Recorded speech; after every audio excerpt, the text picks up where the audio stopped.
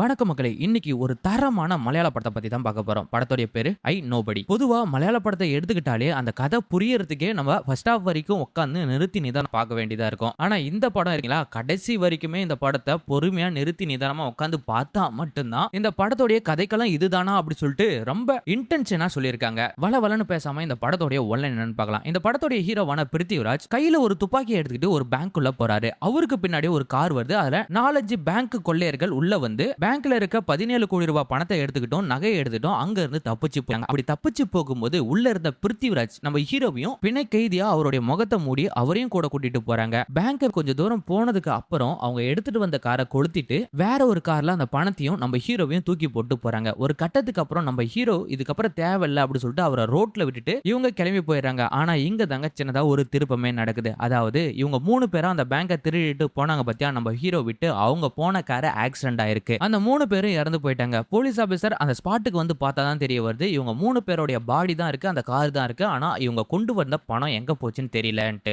இப்போ அந்த 3 பேரும் எடுத்துட்டு வந்த பணம் எங்க தான் போச்சு, யாருகிட்ட இருக்கு, என்ன ஆச்சு? நம்ம ஹீரோ ஆரம்பத்துல கையில ஒரு துப்பாக்கியோட எதுக்கு பேங்க்குள்ள போனாரு அப்படி சொல்லிட்டு பல குழப்பத்தோடையும் பல திருப்பத்தோடையும் நம்ம யாருமே எதிர்பார்க்க முடியாத லெவல்ல எக்ஸ்ட்ராடினரியான ட்விஸ்ட் வச்ச படம் தாங்க ஐ நோபடி. இந்த படத்தோட முழு கதையை தெரிஞ்சுக்க மறக்காம நம்ம சேனலை சப்ஸ்கிரைப் பண்ணிட்டு இந்த வீடியோவை பாருங்க. ஏன்னா இந்த கையில ஒரு ஃப்ரேமை கூட ஒரு ட்விஸ்டா தான் கன்வெர்ட் பண்ணி வச்சிருக்காங்க. பக்கத்துல இருக்கிற ஹை பட்டனை பிரஸ் பண்ணி இந்த வீடியோவை கண்டினியூ பண்ணுங்க. படத்தோட ஆரம்பத்துல நம்ம ஹீரோவை தான் காட்டாங்க. நம்ம ஹீரோ கையில ஒரு துப்பாக்கியை எடுத்துக்கிட்டு பேங்க்குள்ள போறாரு. பின்னாடியே பாருங்க ஒரு சில ராபரி கேங்க் வந்து அந்த பேங்க்குள்ள வராங்க. வந்தவங்க சும்மா இல்லாம உள்ள போயிட்டு 17 கோடி ரூபாய் பணத்தை திருடிக்கிட்டும் கொஞ்சம் நகையை எடுத்துக்கிட்டும் கூட இருக்கிற நம்ம ஹீரோவை கூட்டிக்கிட்டு இவங்க அந்த பேங்கை விட்டு தப்பிச்சு வந்துடுறாங்க. ஒரு கட்டத்துக்கு அப்புறம் வெளியே போயிட்டு முகமூடியெல்லாம் கழட்டி போட்டு ட்ரெஸ் எல்லாமே மாத்திக்கிட்டு எடுத்துட்டு வந்த காரை அந்த இடத்துல விட்டுட்டு வேற ஒரு கார்ல மாறிட்டு எடுத்துட்டு வந்த காரை கொளுத்தி போட்டு அந்த இடத்துல இருந்து மூவ் ஆன் ஆகி கிளம்புறாங்க. சோ இதுக்கப்புறம் இவன் நம்ம கூட இருக்க தேவையில்ல அப்படி சொல்லிட்டு நம்ம ஹீரோவை அந்த இடத்துல கழட்டி விட்டு இவங்க மட்டும் தனியா போயிடுறாங்க. அப்படி நம்ம ஹீரோ இவங்க கூட வரும்போது அவருடைய முகத்தை மூடி தான் கூட்டிட்டு வராங்க. அப்ப பாருங்க நம்ம ஹீரோ 1 2 3 அப்படி சொல்லிட்டு அண்டர் கவுண்ட அவர் கவுண்ட் பண்ணிட்டே தான் வந்துட்டு இருக்காரு. இப்போ நம்ம ஹீரோவை ரோட்ல இறக்கி விட்டு போனதுக்கு அப்புறம் தான் அந்த 3 பேரும் ஒரு விஷயத்தை யோசிக்கிறாங்க. அதாவது இவங்க வந்த ஒரு கார்டை, இந்த கார்டு யார்கிட்ட இருக்குடான்னு பாத்தீங்கன்னா நம்ம ஹீரோ கையில தான் இருக்கு. கார்டை காணமே அப்படி சொல்லிட்டு 3 பேரும் தேடிட்டு இருக்க. கண்டிப்பா நம்ம கூட வரணும் தான் எடுத்து இருக்கணும், அவனை எந்த இடத்துல விட்டோமோ அந்த இடத்துக்கே போலாம் அப்படின்ற மாதிரி காரை திருப்ப ஹைவேல வண்டி எல்லாம் வர ஆப்போசிட் டைரக்ஷன்ல இவங்க 3 பேரும் வேகமா போயிட்டு இருக்காங்க. ஒரு கட்டத்துக்கு அப்புறம் ராரி வந்து மோதி இவங்க 3 பேருமே பயங்கரமான முறையில் ஆக்சிடென்ட் ஆகி இறந்து போயிடுறாங்க. போலீஸ் எல்லாமே இவங்களை வந்து சர்ச் பண்ணி பார்க்கும்போது தான் தெரியுது அந்த 3 பேரும் இறந்து போயிட்டாங்க. ஆனா அவங்க எடுத்துட்டு வந்த பணமும் நகையோ காணோம் அப்படி சொல்லிட்டு ஒரு அப்ரூவ்மெண்ட்டை கொடுக்குறாங்க. அது மட்டும் இல்லாம இப்ப பாதிக்கப்பட்ட நம்ம ஹீரோவை போலீஸ் ஆபீசர் விசாரிக்கிறதுக்காக போறாங்க. உன்னை ஏன் அவங்க கூட்டு வந்தாங்க, அவங்க உன்னை எங்க டிராப் பண்ணாங்க, சோ அவங்க எப்படி ஆக்சிடென்ட் ஆனாங்க அப்படின்ற மாதிரிலாம் விசாரிக்க, இல்ல சார் எனக்கு எதுவும் தெரியாது, என் கண்ணை தான் மூடிட்டு இருந்தாங்க, அதுக்கப்புறம் என்ன கழட்டி விட்டு அவங்க போயிட்டாங்க, அதுக்கப்புறம் என்னாச்சு எனக்கு தெரியல அப்படின்ற மாதிரிலாம் நம்ம ஹீரோவும் முடிச்சிடறாரு. சோ நம்ம ஹீரோ கொடுக்குற வாக்குமூலத்தெல்லாம் கேட்டு ஹையர் ஆபீசரும் ஓகே சரி பிரச்சனை எதுவும் இல்லை நான் பாத்துக்கிறோம் அப்படி சொல்லிட்டு நம்ம ஹீரோவை அனுப்பிச்சு வச்சிடறாங்க. ஆனா இத அனஸ் அப்படின்ற ஒரு போலீஸ் ஆபீசர் நோட் பண்ணிட்டு வந்துட்டு இருக்காரு. அப்பதான் ஒரு விஷயம் புரியுது, இந்த திருட்டுக்கும் இந்த அனஸ் போலீஸ் ஆபீஸுக்கும் ஏதோ ஒரு தொடர்பு இருக்கு அப்படி சொல்லிட்டு. சோ கட் பண்ணா நம்ம ஹீரோ அவங்க ஃபேமிலி அப்படிதான் காட்டாங்க. நம்ம ஹீரோக்கு 2 பொண்ணுங்க இருக்காங்க. 2 பேருமே ஸ்கூல் படிச்சுட்டு வந்துட்டு இருக்காங்க. நம்ம ஹீரோக்கும் ஹீரோயினுக்கும் அப்பப்ப வீட்டுல சின்ன சின்ன சகராறு வரதால இவங்க சரியா வீட்டுல பேசிக்கிறது இல்ல அப்படின்ற மாதிரிலாம் புரிய வருது. நம்ம ஹீரோ பத்தி சொல்ல போனா அவருடைய வீட்லயும் சரி அவர் வேலை செய்யற ஆபீஸ்லயும் சரி அவர் உண்டு அவர் வேலை உண்டுன்னு இருப்பாரு. அந்த அளவு குவைட்டான பர்சன். சோ இப்ப ஹாஸ்பிட்டல்ல இருந்து வந்த கையோட மனைவியும் சரியா பேசாம அங்க இருந்து கிளம்பி போயிறாங்க. நம்ம ஹீரோக்கு சாப்பாடு மட்டும் செஞ்சு வச்சுட்டு பசங்களோட அவங்க தங்கிட்டு இருக்க. நம்ம ஹீரோவுடைய சின்ன பொண்ணு மட்டும் நம்ம ஹீரோ கிட்ட வந்து ரொம்ப க்ளோஸா பேசுறது உண்டு. அப்ப உனக்கு என்னாச்சு, கண்ணுல அடிபட்டிருக்கே அப்படின்ற மாதிரிலாம் நான் உனக்கு ஒரு குட்டி கதை சொல்லட்டுமாடா அப்படின்ற மாதிரிலாம் நம்ம ஹீரோவும் ஒரு கதையை ஸ்டார்ட் பண்றாரு. அந்த கதை நம்ம ஹீரோ அந்த பேங்குக்குள்ள போறாரு. அதுக்கப்புறம் அந்த 3 ராபரிஸ் வராங்க, நம்ம ஹீரோவை அட்டாக் பண்றாங்க, அதுக்கப்புறம் பணத்தை எடுத்துக்கிட்டு போறாங்க அப்படின்ற கதை எல்லாமே சொல்றாங்க. இதெல்லாமே மனைவி கேட்டுக்கிட்டு இவ்வளவு ஸ்ட்ரகிள்ஸ் ஹேண்டில் பண்ணிருப்பாராட்டுங்குது அப்படி சொல்லிட்டு கொஞ்சமா அவங்க வருத்தப்படுறாங்க. சோ கட் பண்ணா நம்ம ஹீரோவுடைய வீட்டு வாசல்ல போலீஸ் ஆபீசர் நிக்கிறாங்க. எதுக்காகன்னு பாத்தீங்கன்னா உன்ன ஹையர் ஆபீசர் விசாரணை வர சொன்னாரு அப்படின்ற மாதிரிலாம் சொல்ல, சரி நான் வந்துட்டு போறேன் அப்படின்ற மாதிரிலாம் நம்ம ஹீரோவும் ஆபீஸ் போறதுக்கு முன்னாடி அந்த விசாரணைக்காக அங்க போறாரு. பண்ணா ஒரு டிவி டெலிகாஸ்ட்ல ஒரு நியூஸ் பிளாஷ் ஆகுது. என்னன்னு பாத்தீங்கன்னா நேத்து திருடு போன 17 கோடி ரூபாய் நகையும் பணமும் இன்ன வரைக்கும் கண்டுபிடிக்க முடியல அப்படி சொல்லிட்டு ஒரு பிளாஷ் நியூஸ். அதுக்கப்புறமா அந்த சரௌண்டிங்ல இருக்கிற மக்கள் எல்லாமே என்ன பண்றாங்கன்னா அந்த 17 கோடி ரூபாய் ஏதோ ஒரு இடத்துல தான் இருக்கும் அப்படி சொல்லிட்டு குப்பை மேடு அப்படி சொல்லிட்டு எல்லா இடத்துலயும் அவங்க தேட ஆரம்பிக்கிறாங்க. அந்த பணம் நமக்கு கிடைச்சா போதும் அப்படி சொல்லிட்டு ஒரு போலீஸும் விசாரணை பண்ணிட்டு வந்துட்டு இருக்காங்க அந்த பணம் எங்க போச்சு அப்படி சொல்லிட்டு. சோ இந்த கதையில ஒரு முக்கியமான ஒரு கேரக்டர் தான் நான் இப்ப ரிவால்வ் பண்ண போறேன். இவருடைய பேர் வந்து ஜேக்கப். இவரை பத்தி சொல்ல போனா இவருக்கு பசங்களோ புள்ள குட்டிகளோ எதுவுமே இல்ல. ஆனா இவருக்கும் இவருடைய மனைவிக்கும் பயங்கரமான கடன் பிரச்சனை இருக்கு. அந்த கடன் பிரச்சனை எப்படியாவது தீர்ந்தே ஆகணும் அப்படி சொல்லிட்டு ஒவ்வொரு நாளும் ஒரு போராட்டம் ஒரு யோசனை. அந்த நேரத்தில் தான் இந்த பிளாஷ் நியூஸை பார்த்துட்டு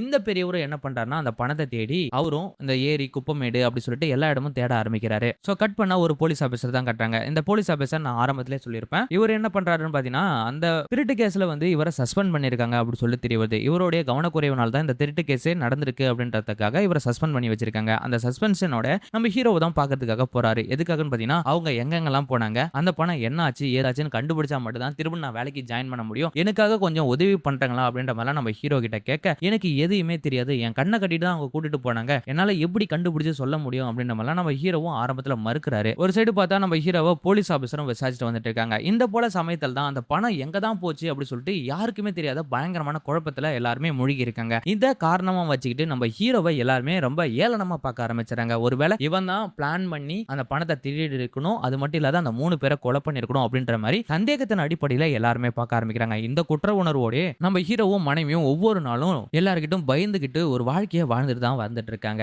சோ எல்லாரும் இப்படி நினைக்கிறதால நம்ம ஹீரோவால ஆபீஸ்ல போயிட்டு ஒழுங்கா போக்கஸ் கூட பண்ண முடியல. மேனேஜர் கிட்ட இருந்து பயங்கரமா திட்டு வாங்குறாரு. அதுக்கப்புறம் நம்ம ஹீரோ வெளியே கிளம்பி வந்துறாரு. வெளியே வந்து பார்த்தா நான் சொன்ன போலீஸ் ஆபீசர் தான் அந்த இடத்துல நிக்கிறாரு. சார் எனக்கு எப்படியாவது உதவி பண்ணனா இந்த கேஸ்ல இருந்து நீங்களும் வெளியே வந்தலாம், நானும் வெளியே வந்தலாம், இது பெரிய தலைவலியா இருக்கு, அந்த பணம் எங்க தான் போயிருக்குன்னு நம்மளால கண்டுபிடிக்க முடியும் அப்படின்ற மாதிரி அவரு ஒரு மோட்டிவேஷன் கொடுக்க, அதுக்கப்புறமா நம்ம ஹீரோ சரி வா போகலாம் அப்படி சொல்லிட்டு கூட்டிட்டு போறாரு. அப்படி போகும்போது போலீஸ் ஆபீசர் தான் அந்த காரை ஓட்டாரு. நம்ம ஹீரோ வழக்கம் போல அந்த கண்ணை கட்டிக்கிட்டு, அந்த கருப்பு துணியால கண்ணை கட்டிக்கிட்டு பின்னாடி உட்காராரு. அதே போல அவருடைய கவுண்டிங்கை ஸ்டார்ட் பண்றாரு. 1 2 3 அப்படி சொல்லிட்டு அந்த கவுண்டிங் இருக்கிற இடத்துல லெஃப்ட் ரைட் அப்படி சொல்லிட்டு அவரா ஒவ்வொரு பாதையும் கடந்து போகும்போது ஏதாவது ஒரு எவிடன்ஸ் கிடைக்குமா அப்படி சொல்லிட்டு தேடி பார்க்கறாரு. ஆனா எந்த ஒரு எவிடன்ஸுமே கிடைக்கல. கடைசியா ஒரு இடத்துல காரை நிப்பாட்ட சொல்றாரு நம்ம ஹீரோ. அவங்களும் நிப்பாட்டாங்க. இதுக்கப்புறம் என்னால முடியாது, என்னை விட்டுருங்க சார் அப்படின்ற மாதிரி நம்ம ஹீரோ கேட்க, அந்த போலீஸ் ஆபீசரும் சரி உனக்கு வேற ஏதாவது வந்தா உடனே என்ன கான்டாக்ட் பண்ணு அப்படி சொல்லிட்டு அவரும் அங்க இருந்து கிளம்பி போயிடுறாரு. சோ இந்த கடைசியா கார் நிப்பாடுற இடத்துல நோட் பண்ணிக்கங்க, இந்த இடத்துல ஒரு கோவில் உண்டையில் ஒன்னு இருக்கு. அந்த உண்டையில சுத்தி தான் இந்த கதையை நகர போகுது. அந்த இடத்துல போலீஸ் ஆபீசரை விட்டுட்டு நம்ம ஹீரோ மட்டும் கார் எடுத்துட்டு அங்க இருந்து வேக வேகமா கிளம்பி போயிடுறாரு. சோ அப்படியே கட் பண்ணா ஆடு பாருங்க,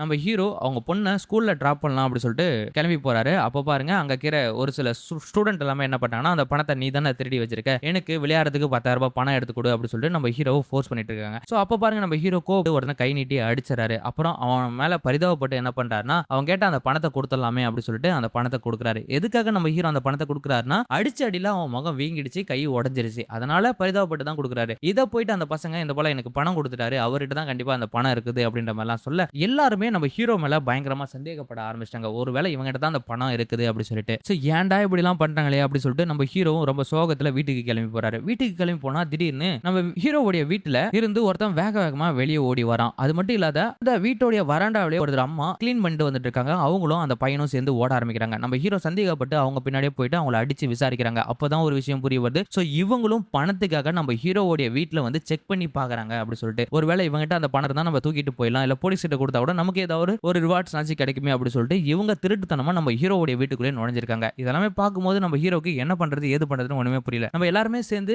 நம்மளே அக்யூஸ்ட் ஆக்கிடுவாங்களே அப்படி சொல்லிட்டு நம்ம ஹீரோவும் யோசிக்கிறாங்க. இதெல்லாமே தாண்டி மனைவி குழந்தைகள். சோ இதெல்லாம் பார்த்த மனைவி என்ன பண்றாங்கன்னா, நம்ம ஹீரோ கிட்ட போயிட்டு இதுக்கப்புறம் உன் கூட வாழ்ந்து என்னால ஒன்றும் பண்ண முடியாது, உன்னால எனக்கு பயங்கரமான கெட்ட பேர் தான், சோ நீ உடனே எனக்கு டிவோர்ஸ் லெட்டர் கொடுத்துரு, நானும் என் பிள்ளைகளும் நான் தனியா போயிடுறேன் அப்படின்ற மாதிரிலாம் கேட்க நம்ம ஹீரோக்கு என்ன பண்றதுன்னு தெரியல. அப்பதான் நம்ம ஹீரோவுடைய பிளாஷ்பேக் ஒன்று காட்ட ஆரம்பிக்கிறாங்க. இதுக்கு முன்னாடி நம்ம ஹீரோக்கு ஹீரோயினுக்கு பயங்கரமா சண்டை வரும் போல. இவங்க 2 பேருமே லவ் பண்ணி தான் மேரேஜ் பண்ணிக்கிட்டாங்க. ஆரம்பத்துல இவ்வளவு கோவப்பட்ட நம்ம ஹீரோ இப்ப எல்லாமே கோவப்படுத்தே இல்ல. மனைவி என்ன சொன்னாலும் கேட்கிற மனநிலைமைக்கு வந்துட்டாரு. சோ இப்ப நான் நல்லா சரியா இருக்கிற நேரத்துல எவனோ ஒருத்தன் போட்ட பழியினால என்ன நீ கூட தப்பா தானே நினைக்கிற அப்படி சொல்லிட்டு நம்ம ஹீரோ ஃபீல் பண்ணிட்டு சரி உனக்கு டைவர்ஸ் தானே நான் கொடுத்துறேன் அப்படி சொல்லிடுறாரு. சோ கட் பண்ண இவங்க 2 பேருமே பேசிட்டு இருக்க அந்த நேரத்துல இதுல ஒரு பெரியவர் சொன்ன பத்தியா ஜேக்கப் அப்படி சொல்லிட்டு அந்த ஜேக்கப்ன்றவர் என்ன பண்றாருன்னா, வாட்ச்மேன் கெட்டப்ல வந்து நம்ம ஹீரோவுடைய வீட்டையே சரௌண்டிங் பண்ணிட்டு வந்துட்டு இருக்காரு. அது மட்டும் இல்லாத வீட்டுக்கும் வந்தும் ஒரு சில விஷயத்தை எல்லாமே நோட் பண்ணிட்டு போயிட்டு இருக்காரு. சோ இதுல இருந்தே ஒரு விஷயம் புரிய வருது, அவரும் அந்த பணத்துக்காக தான் இங்க வந்திருக்காரு அப்படி சொல்லிட்டு. சோ பொண்டாட்டி கொடுத்த பிரஷர்ல வெளியே போலாம் அப்படி சொல்லிட்டு நம்ம ஹீரோவும் கார் எடுத்துட்டு வெளியே வராரு. திடீர்னு பார்த்தா ரோட்ல தெரியாதனமா ஒரு ஆட்டோ மேல மோதிறாரு. சின்ன அந்த மிரர் அடிபடுறதுக்கு எனக்கு புது ஆட்டோ வாங்கி கொடு அப்படி சொல்லிட்டு பஞ்சாயத்து பண்ணிட்டு வந்துட்டு இருக்காங்க. இந்த பஞ்சாயத்தை பேசிட்டு இருக்கிற அந்த நேரத்துல திடீர்னு பார்த்தா கை ஓங்கிறாங்க. அந்த இடத்துல கலகலப்பாக அப்ப உன்ன கண்டு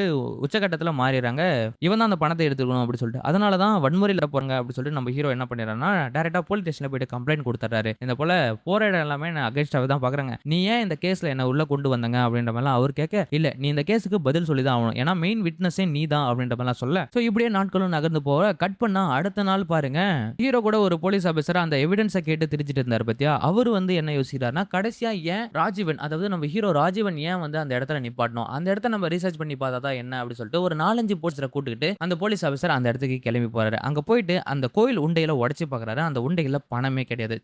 சில்லற காசுகள் மட்டும் தான் இருக்கு. ஆனா நெறைய பேர் இந்த உண்டையில பணம் போட்டுருக்கலாம்ல. ஆனா எந்த பணத்தையும் காணோமே அப்படி சொல்லி யோசிக்கிறாரு. அப்புறம் தான் ஒரு விஷயமே புரிய வருது. இந்த பணத்தை திருட சொன்னதுக்கு முக்கியமான காரணமே இந்த போலீஸ் ஆபீசர் தான் அப்படி சொல்லிட்டு இந்த போலீஸ் ஆபீசரோடைய பொண்டாட்டி இருக்காங்க பாத்தியா, பொண்டாட்டியோட அண்ணனும் இவனும் சேர்த்து போட்ட பிளான் தான் இந்த பேங்க் ராபரி அப்படி சொல்லிட்டு. இவங்க போட்ட பிளான்ல இந்த பணத்தை வேற எவனோ அடிச்சிட்டான். அதை அடிச்சவன் யாரு அப்படின்றதான் இப்ப இந்த படத்தோடைய நோக்கமாவே இருக்கு. நம்ம ஹீரோயினி தான் கட்டாங்க. நம்ம ஹீரோயினி அவங்களுடைய பெரிய பொண்ணை ஸ்கூல்ல இருந்து கூட்டிட்டு வீட்டுக்கு வராங்க. வீட்டுக்கு வந்தாதான் இந்த படத்துல உச்சக்கட்டமான ஒரு ட்விஸ்ட் நடக்குது. அது என்னடான்னு பாத்தீங்கன்னா, அந்த திருடு போன 17 கோடி ரூபாய் பணம் நம்ம ஹீரோவோடைய பெட்டுக்கு கீழே பணத்தை எடுத்து அந்த சின்ன குழந்தை இருக்கு பாத்தியா, அந்த குழந்தை அந்த பணத்தையும் நகையும் எடுத்து ரூமுக்குள்ள வாரி இறைச்சிட்டு இருக்கு. அது மட்டும் இல்லாத அங்க இருக்கிற பொம்மைக்கு எல்லாமே அந்த நெக்லஸ், செயின், வளையல் அப்படி சொல்லிட்டு அதை போட்டு விட்டுட்டு இருக்கு. இதெல்லாமே பார்த்த உடனே நம்ம ஹீரோயினிக்கு பயங்கரமான ஷாக்கு. இந்த பணம் எல்லாம் இங்க எப்படி வந்துச்சு, இந்த பணம் இருக்கிற இடம் இவளுக்கு எப்படி தெரிஞ்சு வந்துச்சு அப்படி சொல்லிட்டு ஒண்ணுமே புரியாத திகைச்சு போய் நிக்கிறாங்க. திடீர்னு பார்த்தா ஒரு காலிங் பெல் அடிக்கிறாங்க. யாருன்னு பாத்தீங்கன்னா ஜேக்கப் தான், அந்த வயசான பெரியவர். அவர் வந்து வாட்ச்மேன் கெட்டப்ல உங்களுக்கு ஒரு டெலிவரி வந்திருக்கு அப்படி சொல்லிட்டு ஒரு டெலிவரியை கொடுக்குறாரு. சரி நான் பணத்தை எடுத்துட்டு வந்துடுறேன் அப்படி சொல்லிட்டு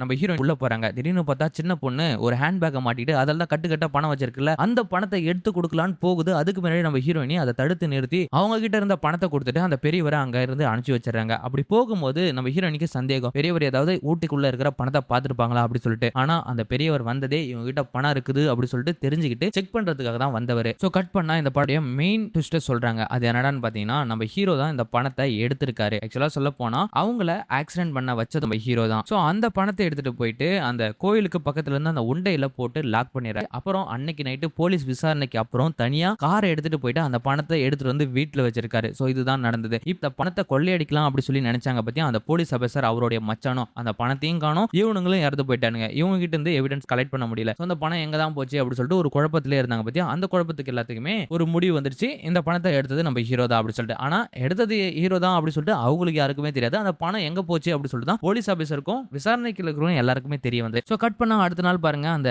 ஜேக்கப் தான் வராரு, அந்த பெரியவர். ஜேக்கப்புக்கு எல்லா உண்மையும் தெரிஞ்சிருக்கு போல. அது மட்டும் இல்லாத உங்க வீட்டையே சுத்தி 4-5 பேரு வாட்சா விட்டு வந்துட்டு இருக்காங்க. இவங்களை பாதுகாக்கிற விதமா உங்களை பாதுகாக்கிற விதமா நான் உங்க கூட இருக்கேன் அப்படின்ற மாதிரி அவர் சொல்றாரு. அப்புறம் தான் நம்ம ஹீரோ உண்மையெல்லாம் சொல்லிடுறாரு, இந்த பணம் என்கிட்ட தான் இருக்குது அப்படி சொல்லிட்டு. சோ அப்பதான் இவங்க எல்லாருமே சேர்ந்துட்டு ஒரு பிளான் போடுறாங்க. இந்த பணத்தை நம்ம 2 பேருமே பிரிச்சு எடுத்துக்கலாம். ஆனா இந்த பணம் யாருக்குமே தெரியாத ஒரு மோட்டிவ்ல நம்ம வெளியே எடுத்துட்டு போகணும் அப்படின்ற மாதிரிலாம் ஜேக்கப்பும் நம்ம ஹீரோவும் சேர்ந்து பிளான் போட்டு வந்துட்டு இருக்காங்க. அது என்னடா பிளான் பாத்தீங்கன்னா, நாளைக்கு என் பெரிய பொண்ணை நீ கடத்தின மாதிரி கடத்தி வச்சுக்கிட்டு நான் சொல்றதுக்கு அப்புறம் நீ ரிலீஸ் பண்ணா போதும் அப்படின்ற மாதிரிலாம் நம்ம ஹீரோ பிளான் பண்றாரு. அதே போல நாளைக்கும் பெரியவர் வந்து அந்த பொண்ணை கடத்தலாம் அப்படி சொல்லிட்டு வராரு. ஆனா அந்த பெரியவர் வந்து அந்த பொண்ணை அதுக்கு முன்னாடி இன்னொருத்தர் வந்து நம்ம ஹீரோவுடைய பெரிய பொண்ணை கடத்திட்டு போயிடறாங்க. அது யார்டான்னு பாத்தீங்கன்னா அந்த போலீஸ் ஆபீசரும் அவருடைய மச்சானும். இந்த பணம் இவங்கிட்ட தான் இருக்குது அப்படி சொல்லிட்டு அவங்க சந்தேகப்பட்டு தான் இந்த பொண்ணை கடத்திட்டு போறாங்க. அது மட்டும் இல்லாத நீ இந்த பணத்தை கொடுத்தாதான் உன் பொண்ணை விடுவேன் அப்படின்ற மாதிரி சொல்ல நம்ம ஹீரோ டைரக்ட்ல போயிட்டு போலீஸ் ஸ்டேஷன்ல கம்ப்ளைண்ட் கொடுத்துறாரு. அவங்க மனைவியும் போலீஸ் ஸ்டேஷன்ல கம்ப்ளைண்ட் கொடுத்துறாங்க. ஒரு சைடு பார்த்தா அந்த பணம் காணாம போன விசாரணை இன்னும் முடியல. அதுக்குள்ளே இன்னொரு பிரச்சனை, அந்த பொண்ணை காணோம் அப்படி சொல்லிட்டு இதை வச்சு ஏதாவது திசை திருப்பாங்களா அப்படி சொல்லி நினைக்க போலீஸ் ஆபீசரும் நம்ம ஹீரோவை போட்டு விசாரிச்சுட்டு வந்துட்டு இருக்காங்க. நம்ம ஹீரோ ஒரு கட்டத்துக்கு அப்புறம் என் பொண்ணை காணும்னு சொல்லிட்டு கம்ப்ளைண்ட் கொடுக்குறேன், நீ நடக்கா அந்த பணத்தை காணணும் அப்படி சொல்லிட்டு என்னை விசாரிச்சுட்டு வந்துட்டு இருக்க, முதல்ல என் பொண்ணை கண்டுபிடிக்கிற வேலையை பாருங்க அப்படின்ற மாதிரி சொல்ல அதுக்கப்புறமா எல்லா போலீஸ் ஆபீசரும் போயிட்டு நம்ம ஹீரோவுடைய வீட்டுல அந்த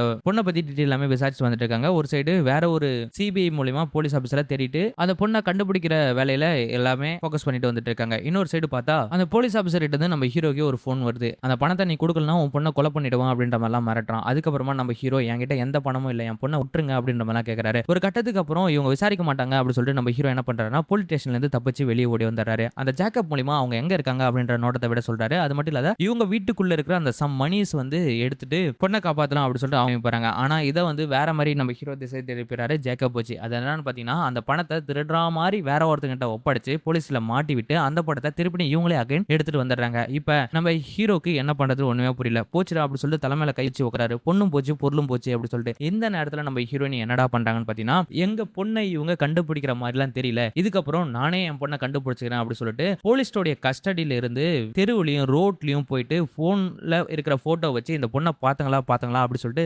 எல்லார்கிட்டயுமே கேட்கும் போது இந்த கேஸ் வந்து பிரஸ் மீடியாவில் பரவ ஆரம்பிக்கிறது. அதாவது ஒரு பெண்மணி ஒரு பொண்ணை கண்டுபிடிக்கிறதுக்காக இவ்வளவு போராடுறாங்க, ஆனா போலீஸ் ஆபீசர் கண்டுக்கிறாங்க அப்படி சொல்லிட்டு ஹெட்லைன் நியூஸாவே மாறிடுது. இப்போ கேரளா மாநிலத்துக்கு இது பெரிய அவமானமா மாறிடுது. இப்ப சிஎம், பிஎம், மினிஸ்டர் அப்படி சொல்லிட்டு மொத்த பேரும் களமே இறங்குறாங்க நம்ம ஹீரோயினிக்காக. அந்த பொண்ணை கண்டுபிடிச்சே ஆகணும் அப்படி சொல்லிட்டு நோக்கத்தோட எல்லா போலீஸ் ஆபீசரும் சிபிஐ முத கொண்டு வந்துட்டாங்க. ஒரு சைடு பார்த்தா இந்த படத்தை ஹீரோ தான் திருடி இருக்கணும் அப்படி சொல்லிட்டு ஒரு கூட்டம் நம்ம ஹீரோ சந்தேகப்பட்டு அவனை டார்ச்சர் பண்ணிட்டு வந்துட்டு இருக்காங்க. இந்த நேரத்துல CBI police police officer, minister எல்லாமே சேர்ந்துட்டு அந்த பொண்ண தேடுற கண்டுபிடிப்புல ரொம்ப ஃபோர்ஸா இறங்கியிருக்காங்க. இப்போ ஒரு கட்டத்துக்கு அப்புறம் அந்த பொண்ணு எங்க இருக்காங்க அப்படின்னு சொல்லிட்டு கண்டுபிடிச்சுறாங்க. அப்புறம் பாருங்க நம்ம ஹீரோவ மினிஸ்டரே கூப்பிட்டு டைரக்ட்டா பேச ஆரம்பிக்கிறாங்க. எதுக்காக இதெல்லாம் பண்ண? ஏன் பண்ண? அப்படின்ற மாரிலாம் கேட்க, சார் இந்த பணத்த நான் எடுக்கவே இல்ல. ஆனா அவனுங்க தான் என்ன கடத்தி கூட்டிட்டு போனாங்க. அந்த பணம் எங்க போச்சு? என்ன ஆச்சு? அப்படி சொல்லிட்டு எனக்கு எதுவுமே தெரியாது. ஆனா எல்லாருமே என்ன சந்தேகப்பட்டு எல்லாரும் என்ன ஒரு அந்நியோன்ன மாரி பார்க்க ஆரம்பிச்சுட்டாங்களே. இது நல்லதா சார்? அப்படின்ற மாரிலாம் அவருடைய கோரிக்கையெல்லாம் எடுத்து வச்சதுக்கு அப்புறம் ஒரு சிஎம் ஆன அவரு என்ன பண்ணிறாருன்னா, இவருக்கும் இந்த பணம் திருட்டு போனதுக்கு எந்த சம்மந்தம் இல்ல அப்படின்னு சொல்லிட்டு அறிக்கைய விட்டுறாரு. அதுக்கப்புறம் நம்ம ஹீரோவும் எல்லா பிரச்சனையும் முடிஞ்சு அவங்க பொண்ண கூட்டிட்டு வீட்டுக்கு வந்துறாரு. வீட்டுக்கு வந்தா தான் ஒரு விஷயம் புரிய வருது. நம்ம ஹீரோ தான் இதுக்கு பண்ணியிருக்காரு அப்படி சொல்லிட்டு. சோ எல்லா பணத்தையும் நம்ம ஹீரோ